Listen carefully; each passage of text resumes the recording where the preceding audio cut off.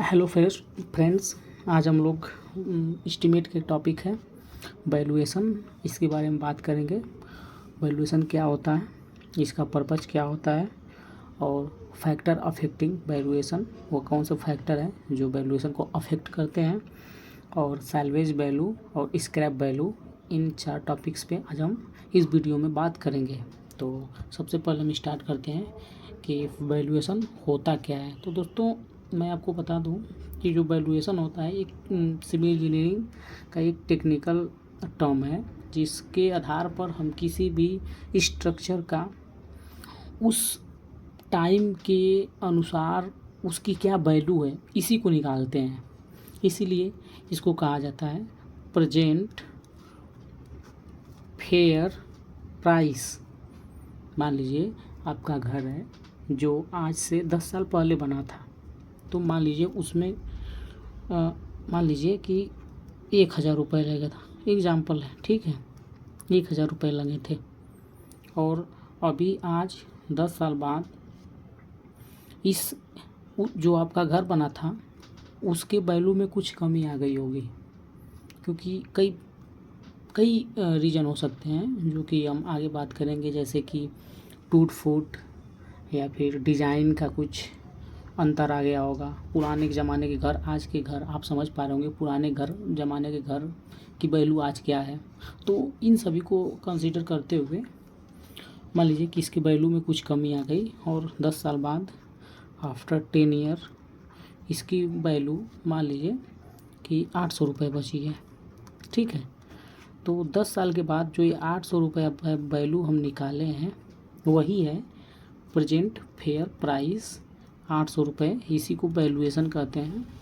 वो किसी भी प्रॉपर्टी का, किसी भी स्ट्रक्चर का प्रेजेंट टाइम में जो उसका प्राइस निकल कर आता है वही उसका होता है प्रेजेंट फेयर प्राइस। और इस प्राइस को निकालने के लिए जिस मेथड का यूज़ किया जाता है वो है वैल्यूएशन। अब वैल्यूअर क्या होता है? जो वैल्यूएशन करता है, जो व्यक्ति, जैसे आपके बिल्डिंग का जो कोई वैल्यूएशन करने आएगा वो लेखपाल हो सकता है या कोई भी अथॉरिटी हो, जिस भी अधिकारी को अथॉरिटी दी गई होती है वो आपके बिल्डिंग का वैल्यूएशन करेगा। तो जो वैल्यूएशन करेगा उसी अधिकारी या उसी व्यक्ति को वैल्यूअर कहा जाता है। तो आप 2 चीज़ को समझ पा रहे होंगे। सबसे पहला चीज़ वैल्यूएशन और दूसरा चीज़ प्रेजेंट फेयर प्राइस। हाँ, आते हैं आगे, हम बात करते हैं आगे जो प्रेजेंट पर्पज ऑफ वैल्यूएशन क्या होता है। वैल्यूएशन निकालने का, आखिर वैल्यूएशन निकालते क्यों हैं, क्या पर्पज़ होता है, क्यों हमें किसी भी चीज़ का वैल्यूएशन निकालना पड़ता है, उसके बारे में बात करेंगे अभी। तो फर्स्ट हम लिख रखे हैं मोर्टगेज। मोर्टगेज क्या होता है? जैसे दोस्तों, सबसे पहला हम लिख रखे हैं मोर्टगेज। मोर्टगेज का हिंदी में नाम होता है कर्ज। किसी भी प्रॉपर्टी का कर्ज लेने के लिए सबसे पहले उस प्रॉपर्टी का प्रेजेंट टाइम में कितना वैल्यू है उसको निकालने के लिए वैल्यूएशन की यूज़ किया जाता है। तो यानी कि कर्ज लेने के लिए आपकी प्रॉपर्टी के वैल्यूएशन निकालना पड़ेगा। तो ये लिखे हैं पर्पज ऑफ वैल्यूएशन। वैल्यूएशन किस किस दशा में निकालते हैं। दूसरा होता है ऑन कोर्ट डिमांड। मान लीजिए आप हैं, आपके भाई साहब हैं, आप लोग के घर का बंटवारा होना है और वो सही से नहीं हो पा रहा है, वो केस कर दिया और आप दोनों लोग कोर्ट गए। तो कोर्ट कहता है आपके लेखपाल से कि जो आपका घर है उसका वैल्यूएशन करो और वैल्यूएशन के आधार पर जितना भी आएगा उसका वैल्यू उनको दोनों में बराबर बराबर बांट देगा। तो ऑन कोर्ट डिमांड, कोर्ट के डिमांड पे भी किसी भी बिल्डिंग का वैल्यूएशन किया जाता है। आगे है रेंट फिक्सेशन। किसी भी बिल्डिंग का या किसी भी स्ट्रक्चर का यदि रेंट फिक्स करना है, कितने रुपए पर मंथ या जो भी है रेंट पर देना है, तो उस रेंट को फिक्स करने के लिए भी उसके प्रेजेंट फेयर प्राइस की ज़रूरत होती है। ऐसे ही किसी भी प्रॉपर्टी खरीदने के लिए या बेचने के लिए भी उसके वैल्यूएशन करना पड़ता है, प्रेजेंट फेयर प्राइस निकालना पड़ता है। और नेक्स्ट है ऑकेशन और बिडिंग करने के लिए, किसी भी प्रॉपर्टी का या तो बोली लगाने के लिए या फिर उसका एक तरीके से कर सकते हैं टेंडरिंग करने के लिए भी प्रेजेंट फेयर प्राइस निकालना पड़ता है। अगला टॉपिक है, इसको कहते हैं फैक्टर अफेक्टिंग वैल्यूएशन। वो कौन से फैक्टर हैं जो कि वैल्यूएशन को अफेक्ट करते हैं। तो इसमें हमने सबसे पहला लिख रखा है डिज़ाइन पीरियड। डिज़ाइन पीरियड क्या होता है कि मान लीजिए आपकी कोई बिल्डिंग है, काफ़ी पुरानी है, ठीक है, और वो पुराने डिज़ाइन पे बना है। आज के टाइम में नए नए डिज़ाइंस आ रहे हैं, नए नए बिल्डिंग्स बन रहे हैं, तो उस टाइम की जो बिल्डिंग होगी, आज के टाइम उस बिल्डिंग की काफ़ी वैल्यू कम हो गई होगी। तो भाई वैल्यू कम हो गई, लेकिन कुछ तो वैल्यू होगी। तो कुल मिलाकर जो फैक्टर है उस पर हम बात कर रहे हैं। तो डिज़ाइन पीरियड होता है जिससे किसी भी प्रॉपर्टी की वैल्यू में कमी आता है। दूसरी चीज़ लोकेलिटी, आपकी बिल्डिंग या आपका स्ट्रक्चर या आपकी प्रॉपर्टी है कहाँ।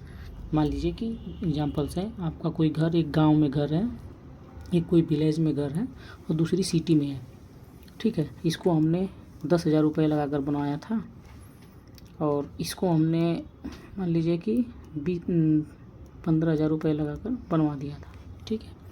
दोनों के 10 साल बाद, दोनों 10 ईयर बाद दोनों की वैल्यू जो होगी वो मान लीजिए कि इसकी है 8,000 रुपये, ठीक है। तो इसमें 2,000 की कमी आ गई, लेकिन ये 15,000 जो रुपये की उस समय बना था वो सिटी में होने की वजह से इसमें कम गिरावट आएगी और मान लीजिए कि इतने रुपए का रहेगा। मेरे कहने का मतलब है कि आपकी प्रॉपर्टी है कहाँ। गांव में है उसकी वैल्यूएशन कम होगा, शहर में है उसका वैल्यूएशन ज़्यादा होगा। लोकेलिटी क्या है, रोड पे है वैल्यूएशन ज़्यादा होगा, रोड के ज़्यादा अंदर है वैल्यूएशन कम होगा। तीसरा है सप्लाई एंड डिमांड, जहाँ आपकी प्रॉपर्टी है वहाँ चीज़ों की सप्लाई और मांग है कि नहीं। जैसे आपकी प्रॉपर्टी या आपकी जो भी है स्ट्रक्चर वगैरह, वहाँ पर मतलब एक तरीके से मान सकते हैं मार्केट है कि नहीं। अगर मार्केट है उस साइड और मार्केट के बीच आपकी प्रॉपर्टी है तो उसका वैल्यूएशन ज़्यादा होगा वरना कम होगा। और तीसरा होता है चौथा ऑब्सोलेसेंस, या जिसको कहते हैं अनसर्कुलेशन, या उसी कहते हैं आउटडेटेड, या उसी कहते हैं आउट ऑफ फैशन। ये क्या होता है, किसी भी बिल्डिंग का या किसी भी स्ट्रक्चर का जो पहले डिज़ाइन हुआ करता था, आज की डेट में वो डिज़ाइन आउटडेटेड हो गया, वो डिज़ाइन लोग पसंद नहीं करते हैं।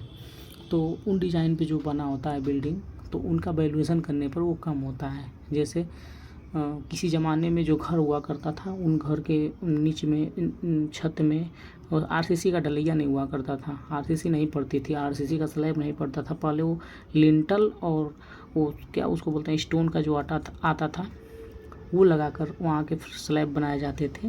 तो वो पुराने ज़माने हुआ करते थे। आज वो ऑब्सोलिसेंस में चले गए, वो नहीं यूज होते हैं।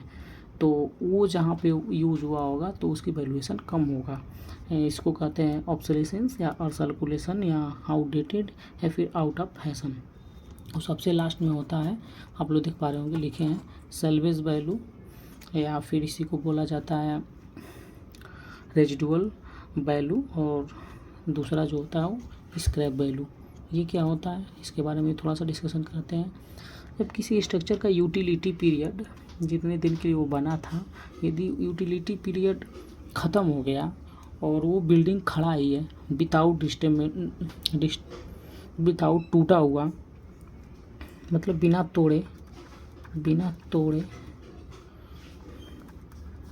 तोड़े उस बिल्डिंग का जो भी कॉस्ट निकल कर आएगा उसको सल्वेज वैल्यू या रेजिडुअल वैल्यू कहेंगे।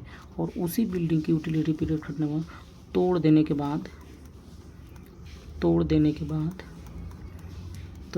बाद जो भी कुछ वैल्यू हमें प्राप्त होगी वो स्क्रैप वैल्यू होगी, और ये होता है सेल्वेज वैल्यू। तो उम्मीद है ये भी समझ में आया होगा। सेल्वेज वैल्यू क्या होता है, कोई भी बिल्डिंग कोई भी स्ट्रक्चर जिसकी यूटिलिटी पीरियड ख़त्म हो गई है तो वो खड़े अवस्था में जितना का बिकेगा वो है सेल्वेज या रेजिडुअल। और दूसरा जो है स्क्रैप वैल्यू, वो यूटिलिटी पीरियड ख़त्म होने के बाद उसे तोड़ देंगे, तोड़ने के बाद उसके मटेरियल को बेचेंगे और वो जो वैल्यू प्राप्त होगी उसे कहेंगे स्क्रैप वैल्यू।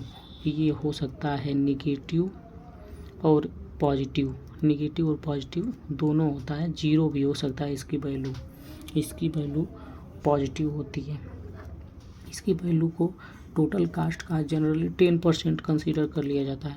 जो हम बिल्डिंग का बनाने में जितना भी पैसा लगा था इसका 10% हम कह सकते हैं कि स्क्रैप वैल्यू होता है, ठीक है। तो उम्मीद है ये चीज़ें समझ में आई होगी। ये डिस्टेंबल टूट जाने के बाद है और ये बिना टूटे किसी भी बिल्डिंग की जो वैल्यू प्राप्त होती है उसी की बात कर रहे हैं। तो उम्मीद है आप लोगों को वीडियो पसंद आई होगी। थैंक्स।